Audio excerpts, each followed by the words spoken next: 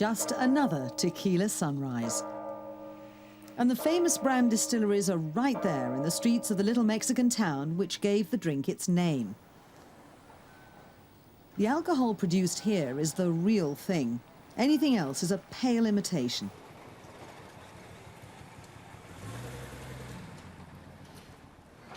The sleepy streets of Tequila are a vivid set for a Mexican movie. The old mezcaleros dream on in the plaza, eyes bleached blue like agave cactus. It's not a place for sweeping changes, and there's a certain comfort in the presence of the past here. In a cobbled street only blocks from the plaza is the home of one well-known brand.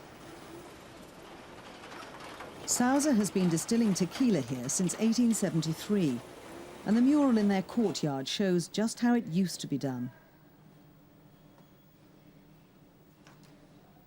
Then as now, the juice with the magical properties was squeezed from the agave cactus. And the bacchanalian consequences of imbibing it gave tequila its special reputation. But while demand for the fashionable liquor has soared worldwide, the central ingredient itself has become scarce.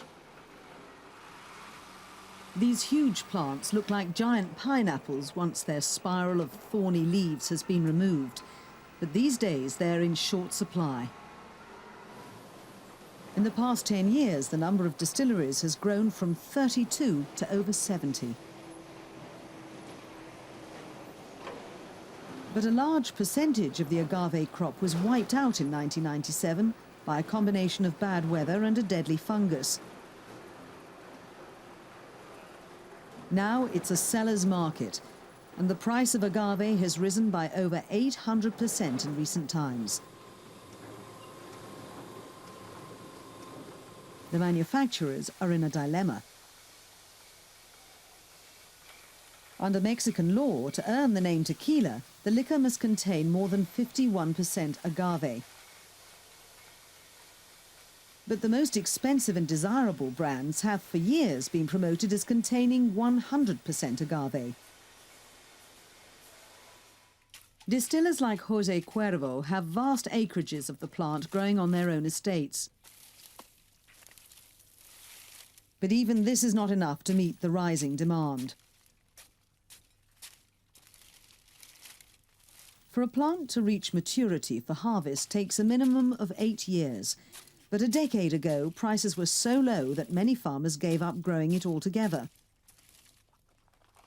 And things don't change too quickly around here. Some have been slow to grasp the new opportunity. But for a small-scale farmer, investing all your money in agave production carries with it certain risks. This farmer worked for years as a laborer in the USA. Back home, he invested everything in the agave boom, and he stands to make a fortune. Now, his watchman tells him he's been robbed.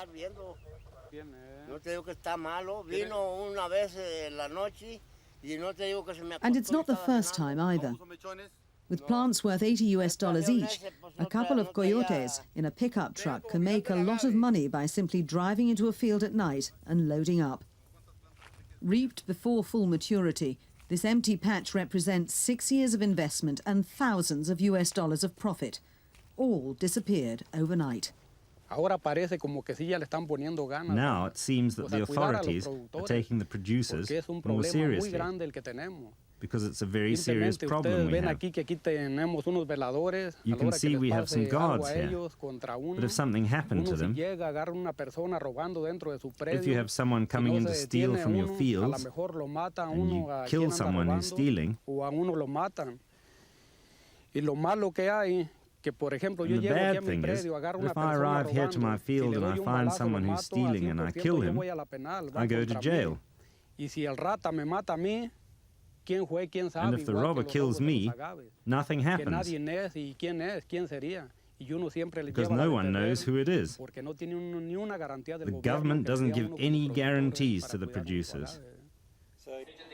At the police station in Tequila, there's a full-time task force devoted to the problem. It's a job they take very seriously. With big money at stake, the thieves are becoming increasingly sophisticated. They often carry weapons. The task force mounts routine patrols in the fields surrounding the town. But they're also ready to respond to any call if coyotes are spotted in action. But as always, the real culprits are the unscrupulous men at the top of the chain. There are factories which are buying the stolen agave. People inside the companies who are involved in the agave stealing. And through the medium of these people, the stolen agave goes into the factory.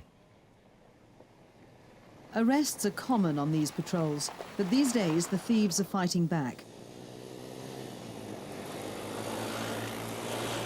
Around these parts, the trade in stolen agave has become more lucrative than the marijuana business. And that means the robbers carry automatic weapons.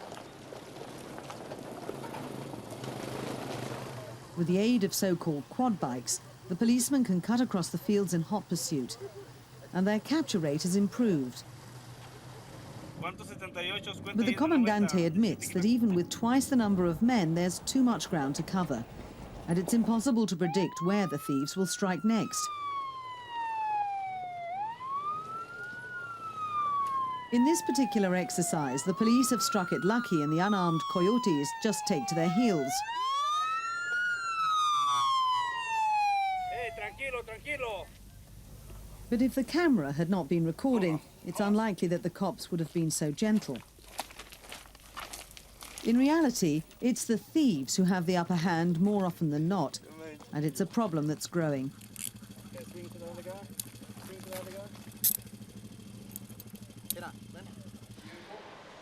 At Tequila Herradura, they have a different solution to the agave shortage.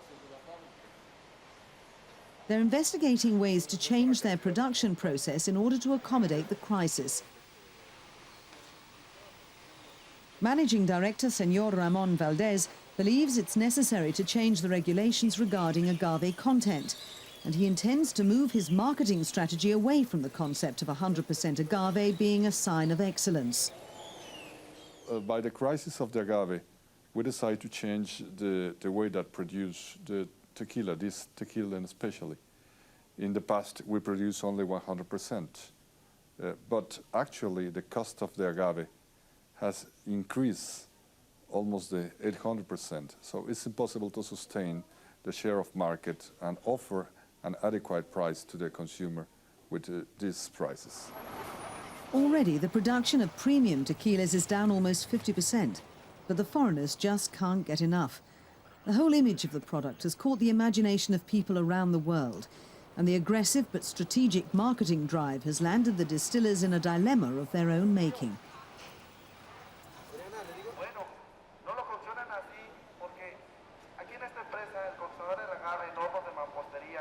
Tourists have an image of tequila.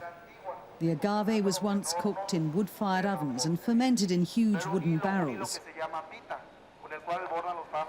And even if they understand that the process has been modernized, the most expensive brands are still 100% agave. So this, which is the... You can pay over $100 a bottle. And the fastest growing market is the high-end brands, so the counterfeiters have jumped in to fill the gap. And while Herradura tries to negotiate the general acceptance of lower agave content, the criminals are happy to sell the consumer anything. So in bars and cantinas all around the world, the craze for the Mexican drink continues. But when the average punter is downing his slammers, he'd have to be a connoisseur to know if he's buying real tequila.